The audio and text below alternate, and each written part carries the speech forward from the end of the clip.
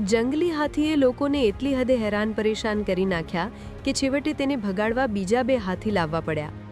Kerala one વિભાગે આજે ત્રિશુરના કુથિરનના રહેણાંક વિસ્તારમાં ઉત્પાત મચાવી રહેલા એક જંગલી હાથીને ભગાડવા 2 કુમકી હાથી તૈનાત કર્યા, જેમની ચોક્કસ તાલીમ આપવામાં આવી છે।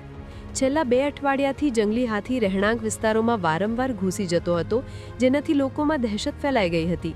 આટલું જ નહીં, ગયા અઠવાડિયે આ હાથીને ભગાડવાના ચક્કરમાં એક વન અધિકારી ઘાયલ થયો હતો અને હાથીએ વન વિભાગના વાહનનો પણ કચ્ચર ઘાણ વાળી નાખ્યો હતો।